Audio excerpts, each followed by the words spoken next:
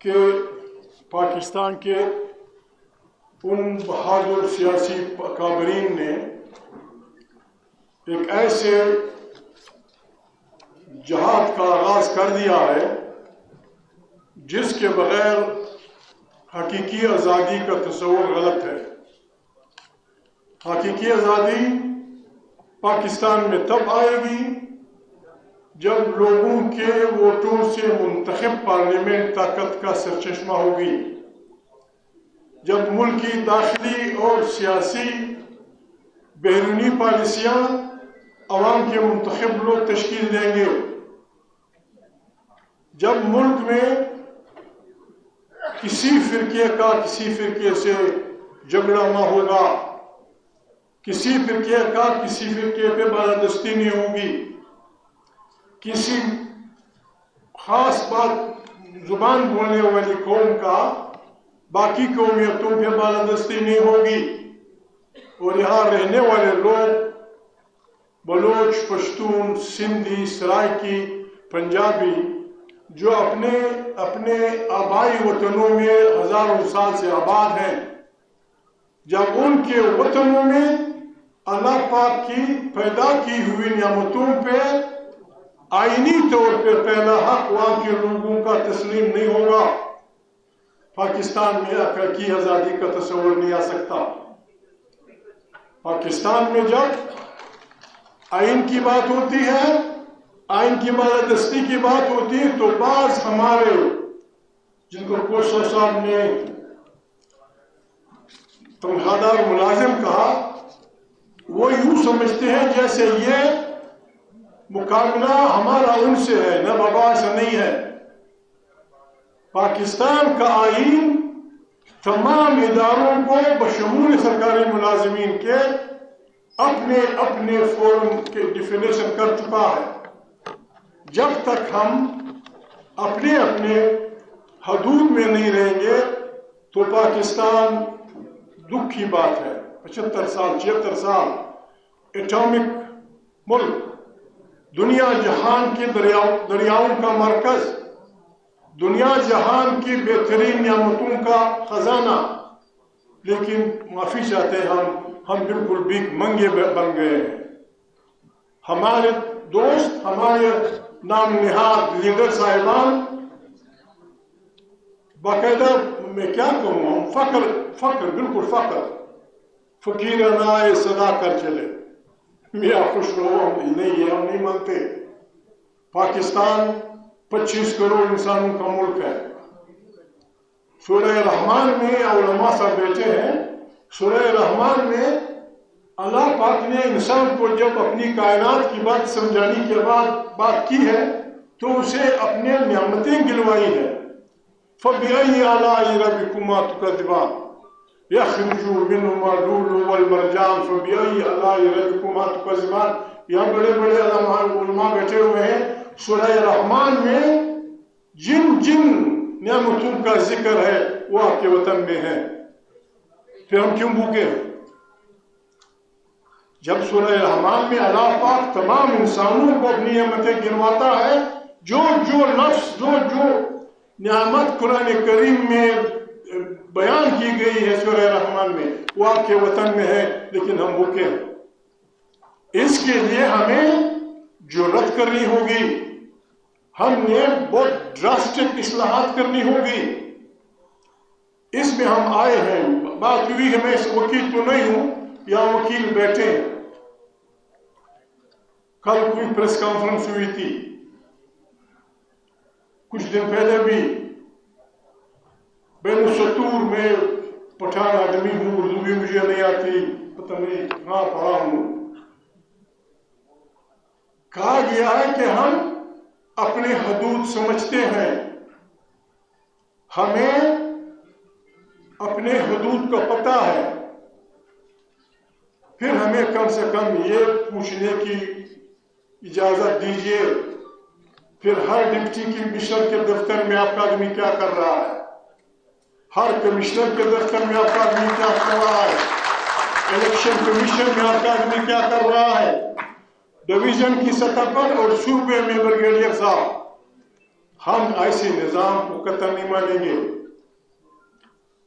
کہ ایک ادارے کا بریگیڈیئر صوبے کو چلاتا ہوگا، ایک کرنل سب ڈویژن کو چلاتا ہوگا، ایک میجر سب ضلع کو چلاتا ہوگا. اٹ از انکانسٹیٹیوشنل، غلط ہے، اس کے خلاف اٹھنا جہاد ہے. ہم یہ کہنے آئے ہیں، ہمارا سے کوئی جھگڑا نہیں، بسم اللہ کیجئے. بات ہو رہی ہے 9 مئی کی. کوسا صاحب بڑے وکیل ہمارے دوست بیٹھے ہوئے ہیں. بس یہی ایک برا عمل ہوا ہے پاکستان میں. پہلا مارشل آپ لوگوں نے لگایا، دوسرا مارشل لگایا، تیسرا مارشل لگایا، پھر ضیاء اللہ کا مشرف کا اگر دوسرا حملہ شمار کیا جائے چوتھا مارشل لگایا. اس میں آپ نے لوگوں کو کیا سزا دی؟ پہلے مرحلہ میں جو آپ نے کیا ہے، دوسرے مرحلہ میں آپ نے جو کیا ہے، تیسرے مرحلہ میں آپ نے جو کیا ہے، مشرف کے بارے میں جو آپ نے کیا ہے، وہی 9 مئی والی کر دیجیے. آپ نے ایک ریزولوشن کے پارلیمنٹ کے ایک ریزولوشن کے ذریعے پارلیمنٹ میں ایک ریزولوشن موو کی ہے کہ فلاں جنرل سو اینڈ سو انہوں نے جو مسئلہ لگایا تھا، جو کچھ ان سے ہوا تھا، یہ پارلیمنٹ ان کو ابزارو کرتی ہے. بس آپ کے گناہ معاف ہو گئے. پھر ضیاء اللہ کے بارے میں یہی کہا، پھر مشرف کے بارے میں یہی کہا. 9 مہینے کے بارے میں بھی کہہ دیجیے پارلیمنٹ میں کہ یہ پارلیمنٹ ابزارو کرتی ہے 9 مہینے والوں کو. اگر آپ نے صلح کرنی ہے، اور اگر آپ یہ دوسری بات کر رہے ہیں معافی والی بات، بسم اللہ. آئین توڑنے والے کو، اس کا ساتھ دینے والے کو، سسپینڈ کرنے والے کو، ڈروگیٹ کرنے والے کو، اور ان کا ہاتھ مضبوط کرنے والوں کو، سب کو ہائی ٹریزن کا مجرم ٹھہراتا ہے.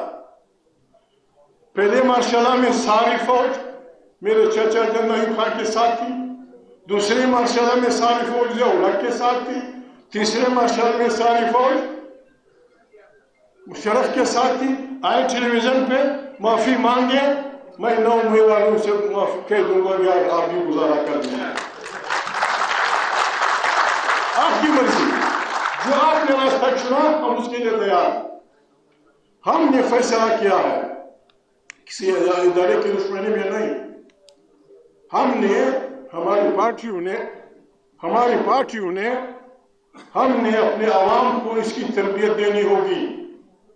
آج سے ہم اس کام میں لگ جائیں اور ہم اپنے کارکنان سے کہیں کہ جو ماضی میں ہوا وہ تو ہوا، لیکن آئندہ اب اگر کوئی سب جرنیل بڑھتا ہے آئین کی طرف، مارشلہ لگاتا ہے، تو ہمارے کارکنوں کو، پارٹیوں کا یہ حکم ہوگا کہ آپ سب پاکستان کی سڑکوں پہ ہوں گے.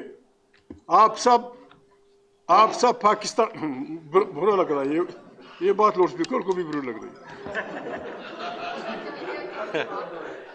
تاریخ انصاف ہلو یہ تاریخ انصاف کے کارکنوں کو، ہماری سیاسی کی پارٹیوں کو، حضرت کی پارٹی کے کارکنوں کو ہمارا یہ حکم ہونا چاہیے، جس دن ہمارے آئین کو چھیڑا گیا اور کسی نے یہ غلطی کی مارشلہ لگانے کی، ہم سب کو سڑکوں پہ ہونا چاہیے. سب ہاتھ اٹھائیں، جو ساتھ دیتا ہے وہ ہاتھ اٹھائے گا، جو اس بات کی تائید کرتا ہے وہ ہاتھ اٹھائے. علامہ صاحب نے لیڈ کرنا ہوگا، کیسر صاحب نے لیڈ کرنا، ہم آگے ہوں گے اور ہم اپنے آئین و ملک کا دفاع کریں گے. یہ ہمارا وظیفہ ہے، اس کے لیے ہم نے یہ چیز بنائی ہے. ہمیں کوئی عہدہ نہیں چاہیے، ہمیں کچھ نہیں چاہیے. عمران خان جو کچھ ہے آج وہ الیکٹڈ پارلیمنٹ کا سب سے پاپولر لیڈر ہے، سب سے پاپولر لیڈر ہے. میں نہیں سمجھتا ان باتوں کو، کوسا صاحب مجھے میری رہبری کریں. اگر آپ ان کے کیسز وڈرا نہیں کرنا چاہتے، کم سے کم پارلیمنٹ کے ایک ریزولوشن کے ذریعے اسے ضمانت پہ رہا کر دیں، ضمانت پہ رہا کر دیں. اگر خدا نخواستہ رہا کرنا پڑے گا، کرو نہیں انہیں کرنا پڑے گا.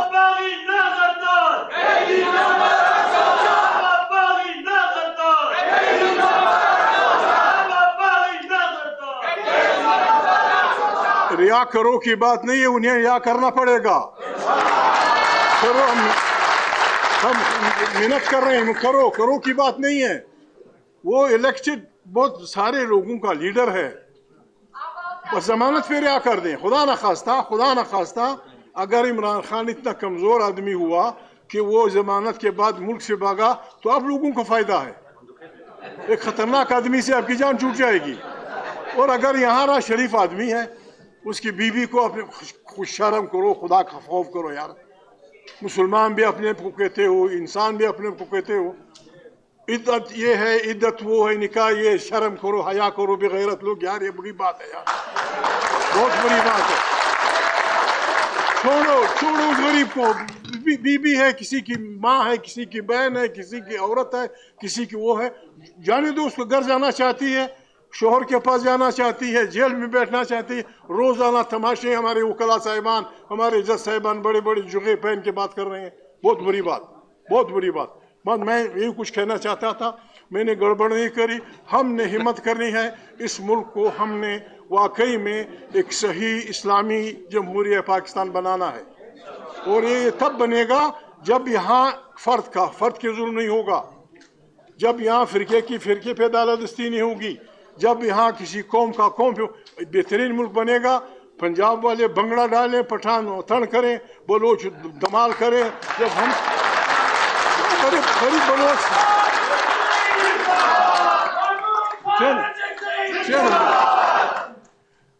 کیا مانگتے, یہ ثنا بھائی ہے. آپ کو یہ سن کر ہمارے سمیت پشتون بلوچ ہم جہاں ہیں, جھوٹ موٹ کی ساری آبادی اگر نکال دیں, ہماری آبادی پنجاب کے ایک ضلع کے برابر. ہماری سارے وہ چمن سے لے کر گوادر تک ہماری آبادی آپ کے پنجاب کے ایک ضلع کے برابر. ہمارے وسائل ملکوں سے زیادہ ہے, لیکن عام غریب بلوچ آدمی کے پاس 3 جوڑے کپڑے کا تصور نہیں ہے. وہ کیا کرے گا پاکستان کو؟ وہ آپ سے یا پشتون آپ سے یا سرائکی آپ سے یا غریب پنجابی. میں نے لاہور میں پوچھا تھا, میں نے کہا عام غریب آدمی کی مزدوری کیا ہے؟ 1200 روپے. 1200, وہ بھی ہر روز نہیں ملتی. 1200 روپے ایک پیالی چائے. انٹر کنٹیننٹل میں اگر آپ فلانا ہوٹل میں جائیں, آپ 4 آدمی ہو تو 2000 روپے ملے. 1200 روپے شاباز ہے. باقی لوگ مہربانی کریں, حکم کریں, کم سے کم 2000 روپیہ 2500 روپیہ روزانہ کر دیں ان کا. کسان غریب مر رہا ہے بھوکوں. وہ علامہ اقبال نے بہت پہلے کہا تھا کہ جس کے سے کام کو میسر نہ ہو رزی, اس کے کیا خوشے گندم کو جلائے. جب غریب آدمی تاکہ عمرہ کے درد بیمار ہلا دو, اس تاریخ میں یہ کام کرنا ہو. اور ہم نے کرنا, میں اس عمر میں جوان نہیں ہوں, لیکن میں بالکل اس راہ خیر میں انقلاب کے اس قافلے میں آپ کے ساتھ ہوں. ہم نے انقلاب برپا کرنا ہے, متحدہ انقلاب برپا کرنا ہے, اور عوام کی طاقت سے برپا کرنا ہے. اور یہ آسان ہے انشاءاللہ. خدا آپ کو عزت دے, بڑی مہربانی.